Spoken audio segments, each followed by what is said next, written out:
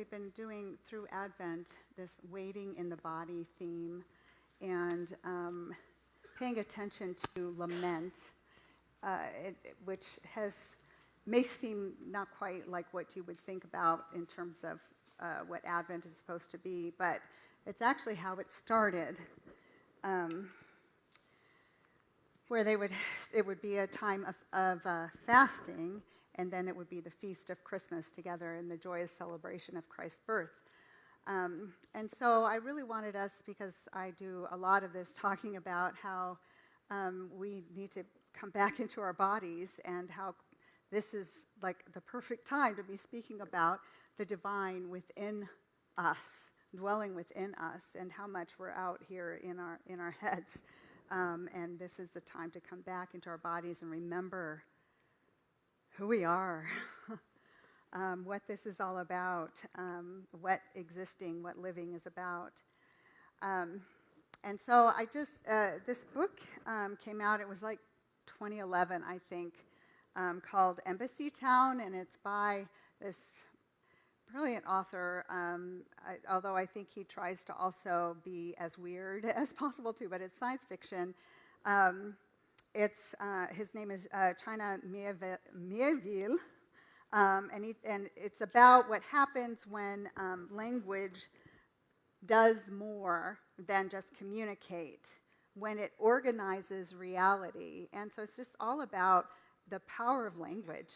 And you see how language reflects cultures and even the cultures within cultures. But this takes place on a distant planet. Humans live alongside the Areki, beings whose language is so literal that it cannot lie or use metaphor. Their speech does not describe the world. It locks the world into place. Because of this, only specially altered human ambassadors can speak to them, to the Areki. So Avis Benner-Cho is the protagonist in the book, is a human who grows up in this place and then later returns. She cannot speak the Areki language, yet her body has been made part of it. She's been altered so that she could. As a child, she was turned into a living phrase. I just think that's just so interesting. An embodied metaphor. Her presence, not her words, became meaning in the book. It was kind of a becoming of this. When a new ambassador arrives, the balance collapses. The language that once regulated the Areki, the status quo, it no longer works. The language was failing. They couldn't communicate anymore because their reality fractured, because we now have a living metaphor in their presence. Her presence, not her words, became this confusion to them. They became confused. They became dependent, reactive. When they experience, what they experience feels like madness, but it is at its core a mistranslation. They're not understanding each other because they don't know how to communicate effectively. But when this happens, of course, their nervous systems are flooded, but they interpret the flood as truth, and so they make meaning out of this confusion. And this, I just felt like it was a great metaphor for what our human experience is like. What we often call anxiety is not always about fear, about the future, or distrust of God. Very often, it is the nervous system interpreting activation as danger. This is what our bodies are made to do, to detect when there is danger. But anxiety makes us feel like there's actual danger. The body is saying something is happening, and the mind translates it as something is wrong. This mistranslation matters. The stories we tell out of this activation, not recognizing that really there isn't an actual danger, are mistranslation. They're incorrect.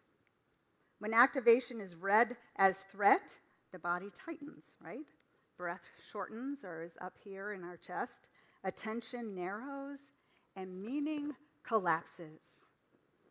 We grasp for certainty, for control or escape, and the words we use, unsafe, failing, alone, begin to shape reality rather than simply describe sensation.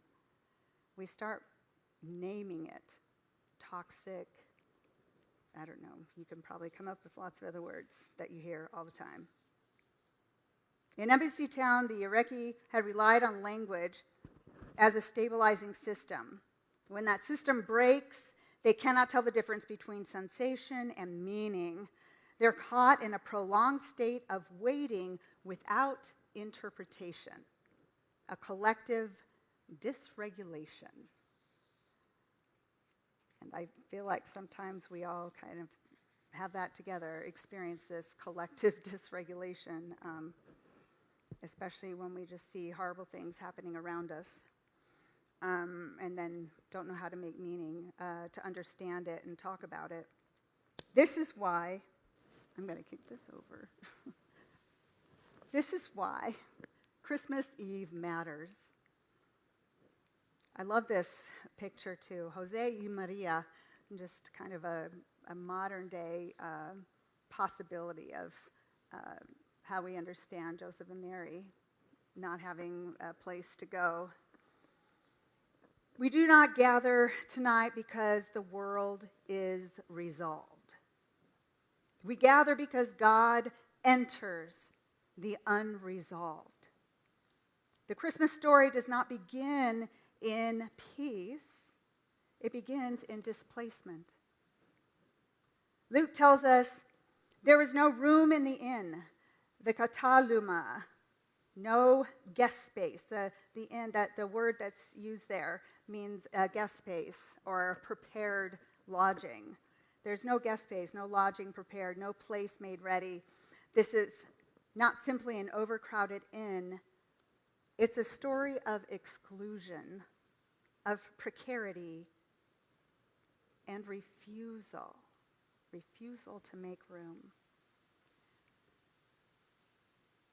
God enters the world not where space is made easy, but where bodies are pressed together.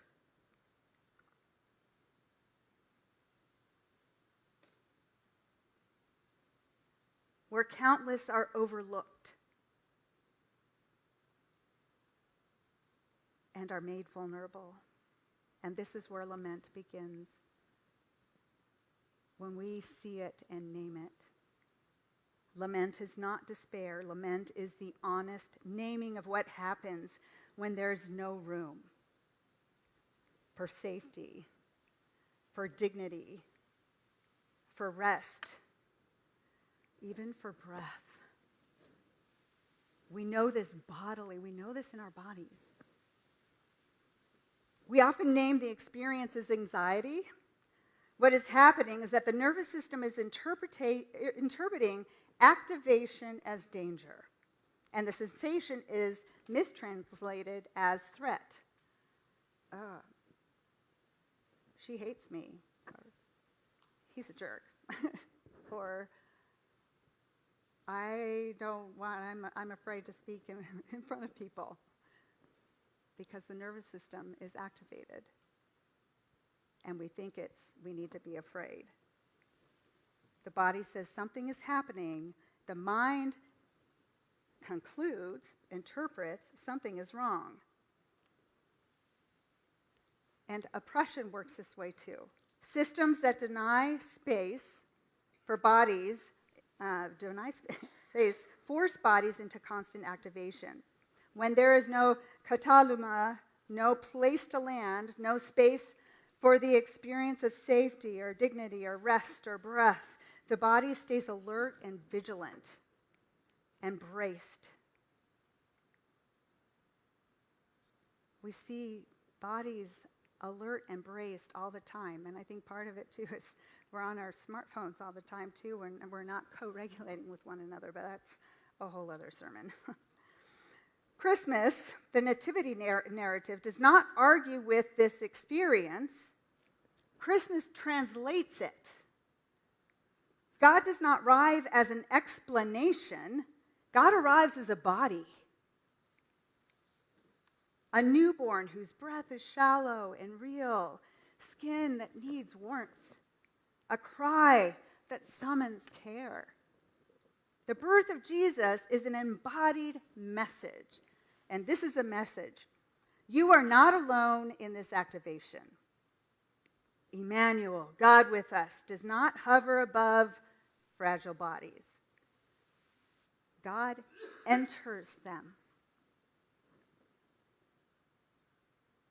And this is where the scripture deepens the story. In Exodus, God says, "Let them make me a sanctuary that I may dwell among them."